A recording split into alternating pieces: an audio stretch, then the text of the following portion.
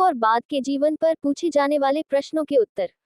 1 प्रश्न, जन्म किसको कहते हैं? उत्तर, जब जीवात्मा एक शरीर का त्याग करके किसी दूसरे शरीर में जाती है तो इस क्रिया को जन्म कहते हैं। 2 प्रश्न, पुनर्जन्म क्यों होता है? उत्तर, जब एक जन्म के अच्छे बुरे कर्मों के फल अधूरे रह जाते हैं, अतृप्ति की स्थिति रहती है, तो उनको भोगने के लिए और तृप्त होने के लिए दूसरे जन्म आवश्यक हो जाता है। 3 प्रश्न, अच्छे बुरे कर्मों का फल एक ही जन्म में क्यों नहीं मिल जाता? एक में ही सब निपट जाए तो कितना अच्छा हो। उत्तर, नहीं, बीज बोते ही काटने लायक फसल नहीं हो जाती। इंसान सोते जागते अहर्निश कर्मरत रहता है। जब एक जन्म में कर्मों का फल शेष रह जाए तो उसे भोगने के लिए दूसरे जन्म अपेक्षित होते हैं। 4 प्रश्न, पुनर्जन्म को कैसे समझा जा सकता है? उत्तर, पुनर्जन्म को समझने के लिए जीवन और मृत्यु को समझना आवश्यक है।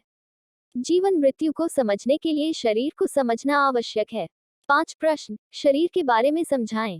उत्तर, हमारे शरीर को निर्माण प्रकृति से हुआ है, जिसमें मूल प्रकृति सत्व रजस और तमस से प्रथम बुद्धि तत्व का निर्माण हुआ है।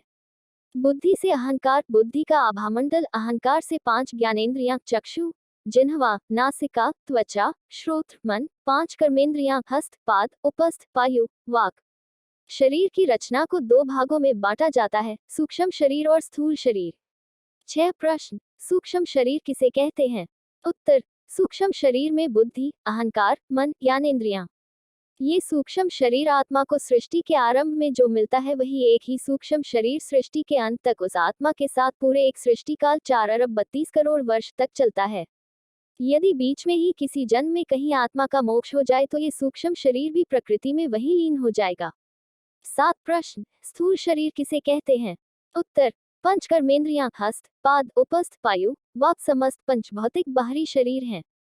8 प्रश्न, जन्म की मूल क्रिया क्या होती है? उत्तर, जीवात्मा का अपने करणों सूक्ष्म शरीर के साथ किसी पंचभौतिक शरीर में आ जाना ही जन्म की मूल क्रिया है। 9 प्रश्न, मृत्यु क्या होती है? उत्तर, जब जीवात्मा का अपने पंचभौतिक स्थूल शरीर से वियोग हो जाता है तो उसे ही मृत्यु कहा जाता है। परंतु मृत्यु केवल स्थूल शरीर की होती है, सूक्ष्म शरीर की नहीं। सूक्ष्म शरीर भी छूट गया तो वह मोक्ष कहलाएगा, मृत्यु नहीं।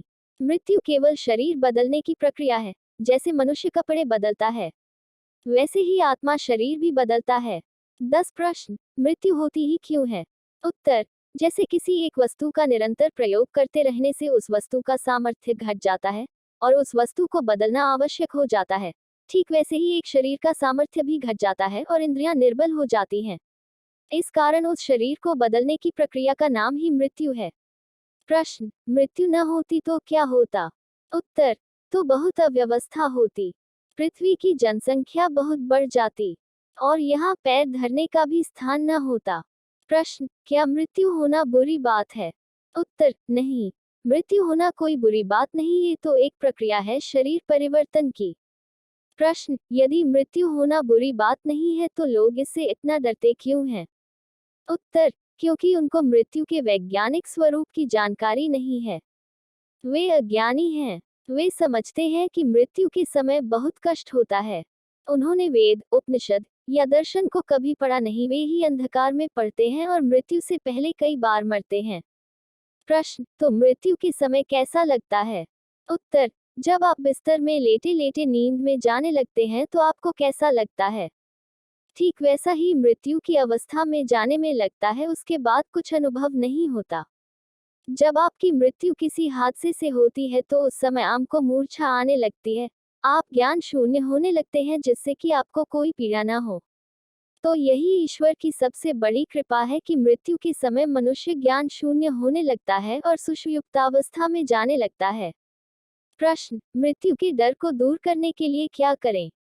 उत्तर, जब आप वैदिक आर्ष ग्रंथ, उपनिषद, दर्शन आदि का गंभीरता से अध्ययन करके जीवन, मृत्यु, शरीर आदि के विज्ञान को जानेंगे तो आपके अंदर का मृत्यु के प्रति भय मिटता चला जाएगा और दूसरा एक ही योग मार्ग पर चले तो स्वयं ही आपका अज्ञान कमतर होता जाएगा और मृत्यु भय दूर हो जाएगा। आप निडर हो जाएंगे। जैसे हमारे बलिदानियों की गाथाएं आपने सुनी होंगी जो राष्ट्र की रक्षा के लिए बलिदान हो गए। तो आपको क्या लगता है कि क्या वो ऐसे ही एक दिन में बलिदान देने को तैयार हो गए थे? नहीं, उन्होंने भी योग, दर्शन, गीता, सांख्य, उपनिषद, वेद आदि पढ़कर ही निर्भयता को प्राप्त किया था। योग मार्ग को जिया था, अज्ञानता का नाश किया था। महाभारत के युद्ध में भी जब अर्जुन भीष्म द्रोणादिकों की मृत्यु के भय से युद्ध की मंशा को त्याग बैठा था, तो योगेश्वर कृष्ण ने भी तो अर्जुन को इसी सांख्य, योग, निष्काम कर्मों के सिद्धांत के माध्यम से जीवन मृत्यु का ही तो रहस्य समझाया था और ये बताया कि शरीर तो मरण धर्मा है ही, तो उसी शरीर विज्ञान को जानकर ही अर्जुन भयमुक्त हुआ। तो इसी कारण तो वेदादि ग्रंथों का स्वाध्याय करने वाला मनुष्य ही राष्ट्र के लिए अपना शीश कटा सकता है। वह मृत्यु से भयभीत नहीं होता, प्रसन्नता पूर्वक मृत्यु को आलिंगन करता है। प्रश्न, किन किन कारणों से पुनर्जन्म होता है? उत्तर, आत्मा का स्वभाव है कर्म करना। किसी भी क्षण आत्मा कर्म किए बिना रह ही नहीं सकता। वे कर्म अच्छे करे या फिर बुरे, ये उस पर निर्भर है, पर कर्म करेगा अवश्य। तो ये कर्मों के कारण ही आत्मा का पुनर्जन्म होता है।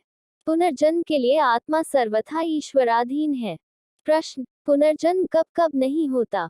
उत्तर, जीते जी पूर्ण तृप्ति मिल जाने पर जब आत्मा का मोक्ष हो जाता है तब पुनर्जन्म नहीं होता है। प्रश्न, मोक्ष होने पर पुनर्जन्म क्यों नहीं होता?